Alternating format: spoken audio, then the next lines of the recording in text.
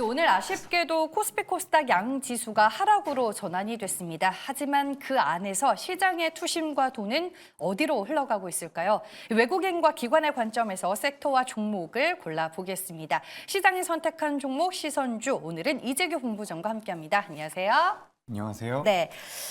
외국인과 기관, 현물에서 매수세 강하지는 않지만 그래도 매수를 하고 있고 지수는 비록 약한 흐름이기는 하지만 더 이상의 하방 리스크는 좀 제한적일 거다라고 봐도 될까요, 우리가? 네, 일단 저는 하방 경직은 나올 가능성이 높다라고 보고 있습니다. 네. 지금 막 말씀하시는 구간에서 기관이 매도 전환이 살짝 됐어요, 코스피에서. 네. 근데 우리가 전반적으로 지금 4월 들어서 우리나라 시장에 대한 기관들과 외국인들의 수급을 보면 4월이 아니죠. 4월 26일부터 오늘까지 수급을 보면 기관 외국인들 순매수가 강하게 들어오고 있습니다. 우리가 4월 첫째 주부터 셋째 주까지 계속해서 매도가 나오다가 그 이후에 다시 한번 외국인들과 기관들의 수급이 들어오고 있다는 거죠. 근데 우리가 여기서 생각을 해볼 부분은 우리가 우리 시장이 많이 밀렸을 때 시장에서 위험하다라고 이야기했었던 게 세 가지가 있습니다. 하나는 환율이었고요. 하나는 유가였고 그리고 하나는 미국의 채권 금리였죠. 근데 이 부분들이 지금 고점에서 어떻게 보면 고점이라고 표현을 할 수가 있는데 거기서 이제 추가적인 상승이 나오기보다는 하향 안정화가 되고 있다라고 볼 수 있을 것 같습니다. 그 구간에서 최근 우리나라 시장 기업들이 실적을 내놓고 있는데 실적적인 부분들도 나쁘지 않다라는 거죠. 그렇다라고 한다면 시장이 과연 더 밀릴 것인가? 물론 지정학적 리스크라든지 여러 돌발 변수가 나온다라고 하면 주가가 밀릴 수도 있겠지만 제 생각에 코스피 기준으로 2600포인트대는 굉장히 견고한 하방 경직을 보일 가능성이 높다라고 보고 있습니다. 네, 알겠습니다. 시장 그래도 양호한 흐름 예상해 볼 수 있다라고 얘기를 해주셨는데요. 오늘 외국인과 기관은 어떤 섹터에 집중을 하고 있을지 섹터부터 만나보겠습니다. 네, 인터넷은 당연히 네이버 때문인 것 같고요. 그 외에도 화장품, IT, 반도체 눈에 띕니다. 외국인과 기관 두 수급 주체 모두 저는 이제 오늘도 실적 모멘텀이 확실한 섹터를 좀 사는 것 같다라는 느낌을 받기는 했는데 이재규 본부장이 보기에는 각 수급 주체가 집중 매수하고 있는 섹터의 특징 어떻게 보셨을까요? 네, 일단 인터넷과 IT가 많이 눈에 들어오는데 인터넷 같은 경우는 방금 전에 말씀하신 것처럼 네이버죠. 네. 네이버와 오늘 카카오도 좀 괜찮은 뉴스가 있어가지고 네. 이 두 종목이 많이 움직인다라고 생각이 되는데 전체적으로 봤을 때는 그렇게 방향성은 있는 것 같지가 않습니다. 기관들 같은 경우는 어제 실망 매물이 좀 나왔었던 저 PBR, 금융 쪽으로 좀 들어가고 있고 낙폭이 최근에 좀 나왔었던 반도체 쪽으로도 좀 들어가고 있는데 전반적으로 이제 봤을 때는 딱히 우리가 특징적이다라고 보긴 좀 어려운 것 같습니다. 그래서 외국인들 같은 경우는 이제 이 인터넷과 IT로 잡히는 부분은 제 생각에는 인터넷은 네이버고요. IT는 애플 쪽에 대한 모멘텀들이 좀 잡히는 것 같아요. 애플에서 이제 AI 쪽에 대한 투자를 하겠다라는 내용들 6월 달에 개발자 회의를 통해서 AI 아이폰을 내놓겠다라는 내용들이 나오면서 오늘 관련되어 있는 IT 소프트웨어 관련주들이 좀 움직인 것 같습니다. 그래서 이런 종목군들이 움직이는데 실적은 일단 네이버와 카카오, 네이버는 실적 기반으로 움직임이 나오는 것 같고요. 네. 외국인들 화장품 매수하고 있는데 이것도 실적 기반이라고 하면 실적 기반이지만 크게 봤을 때는 오늘 뚜렷한 방향성은 없지 않나. 이렇게 말씀드리겠습니다. 네, 알겠습니다. 일단은 실적과 애플 이슈로 외국인과 기관 두 수급 주체 모두 반응은 하고 있는데 모르겠어요. 연속성 있게 이 흐름이 이어질지는 조금 더 봐야 할 것 같습니다. 이제 세부 종목으로 들어가 볼게요. 오늘 외국인과 기관이 픽한 종목은 어떤 것들일까요? 네, 두 수급 주체 모두 네이버를 사고 있습니다. 1분기 역대 최대 실적을 발표하면서 아침부터 이제 네이버의 주가가 갭상승으로 떠서 출발을 했고 오늘 두 수급 주체가 코스피 시장 안에서 가장 많이 매수하고 있는 1위 종목이더라고요. 실적 모멘텀으로 우리가 외국인과 기관을 좀 따라 사도 괜찮은 구간인가요?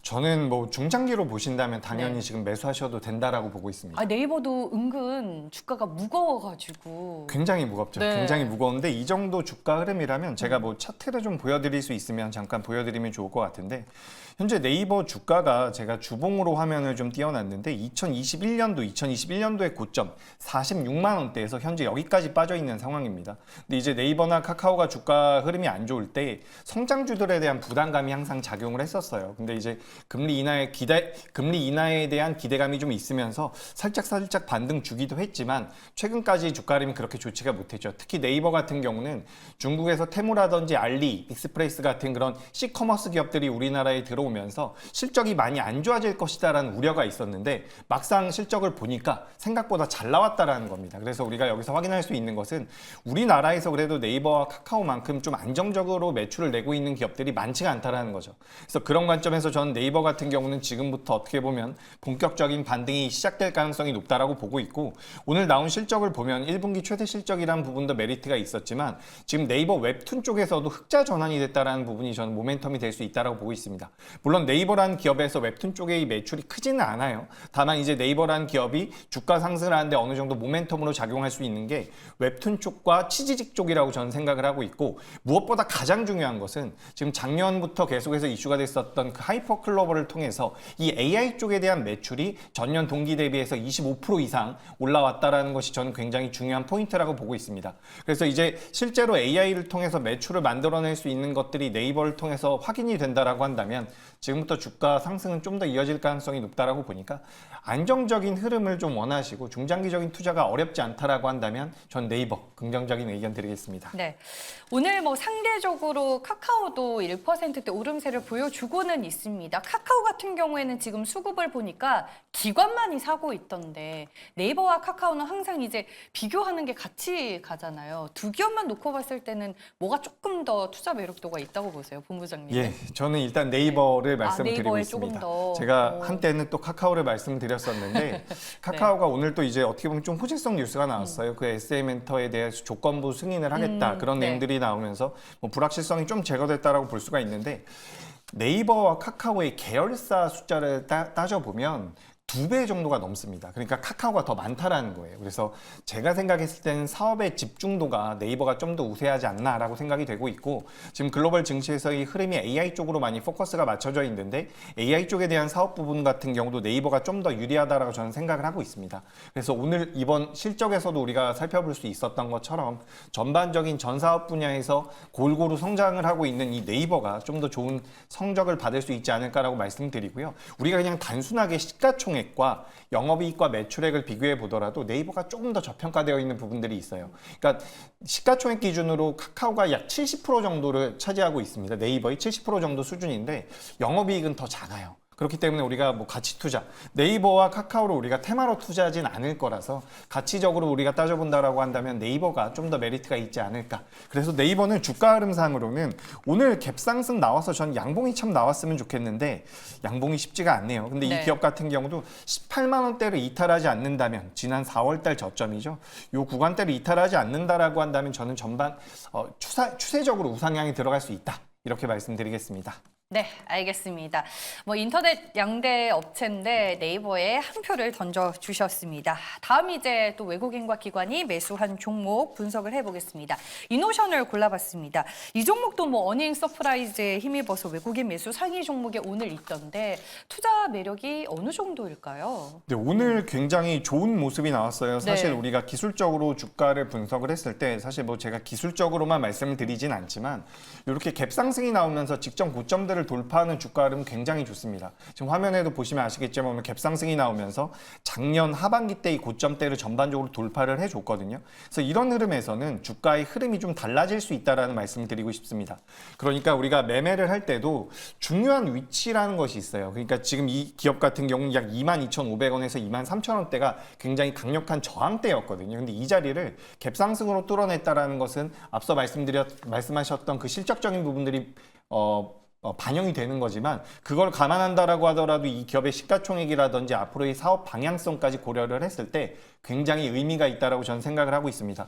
지금 음봉이 나온 것은 아쉽지만 지금 이 이노션 같은 경우는 현대차 그룹에서 만들어져 있는 광고 기업이라고 보시면 돼요. 광고 대행사라고 보시면 될 것 같은데, 광고 대행사, 광고 업체들 같은 경우는 앞으로 어떤 식으로 매출이 나올지를 좀 봐야겠지만 2024년도에는 뭐 큰 빅 이벤트도 좀 있습니다. 뭐 예를 들어서 올림픽도 있고요.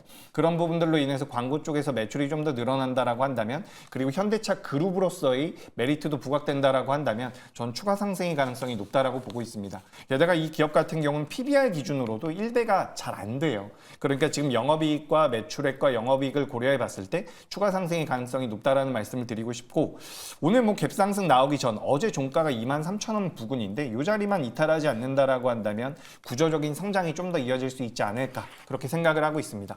게다가 여기서 조금 더 추가적으로 말씀드려보자면 지금 시장에서 주가의 변동성이 나오는 기업들이 그동안 시장에서 관심을 받지 못했었던 기업군들이 굉장히 많은 것 같아요. 네. 그래서 실적 나오면서 움직이는데 대체적으로 1분기 때 실적이 잘 나오고 있습니다. 우리나라 기업들이 전반적으로. 그래서 제가 아까 전에도 잠깐 말씀드렸던 것 같은데 저는 좀 오버해서 말씀드리자면 미증시가 조정을 받더라도 우리나라 시장은 올라올 가능성도 있다라고 보고 있어요. 그래서 시장에 대해서 좀 긍정적인 뷰도 추가적으로 말씀드리겠습니다. 네, 알겠습니다. 말씀해 주셨다시피 인터넷이나 광고 이쪽은 그동안 시장 안에서 많이 소외됐었고 개인 투자자분들 입장에서는 쏙 손이 나가지 않는 섹터와 종목이었던 것은 사실입니다. 하지만 앞으로 어떤 구조적인 성장을 이뤄낼지에 좀 포커스를 맞춰서 보자라고 코멘트를 해주셨습니다. 그리고 오늘 이제 기관이 코스닥 시장 안에서 슈프리마라는 종목을 상당히 많이 사더라고요. 연간 두 자릿수의 성장이 기대가 되는 종목 중에 하나던데 기관 따라 매수하면 수익을 좀 볼 수 있을까요? 네, 저는 긍정적으로 생각을 하고 있습니다. 네. 슈프리마 같은 경우 시가총액이 1,000억 정도 되는 기업이에요. 그렇기 때문에 나는 좀 큰 종목을 선호한다라고 하시는 분들은 제가 말씀드리는 내용만 좀 들으시면 좋을 것 같습니다.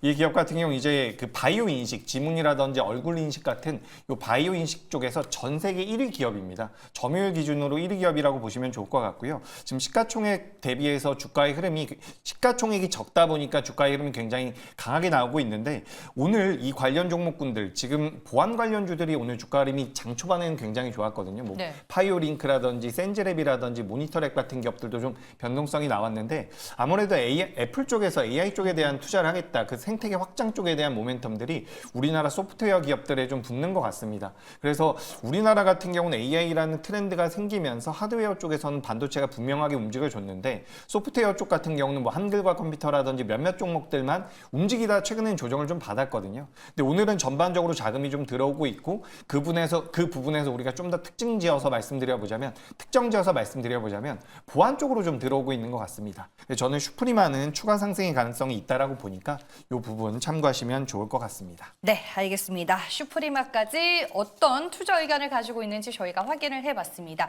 총 8개 종목을 제가 오늘 좀 골라봤습니다. 이재규 본부장님이 보시기에는 우리 개인 투자자분들 오늘 외국인을 따라갈까요? 기관을 따라갈까요? 제가 지난번에도 기관을 따라가자라는 말씀을 좀 드렸던 것 같은데 네. 지금 이제 종목 장세로 저는 가고 있는 것 같아요. 지금 종합주가 지수가 많이 올라가지 않더라도 상승하는 종목 숫자들이 좀씩 많아질 가능성이 있거든요.